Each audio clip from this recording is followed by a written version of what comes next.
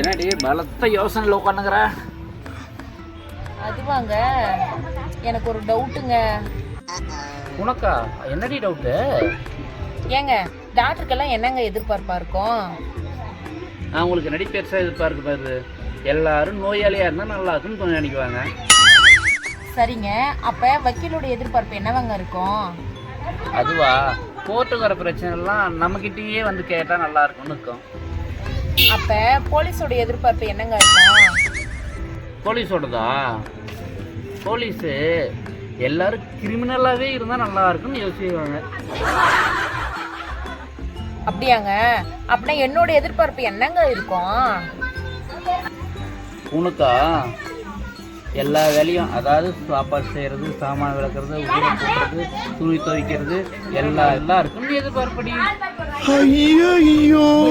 கரெக்டா கண்டுபிடிச்சிட்டீங்க.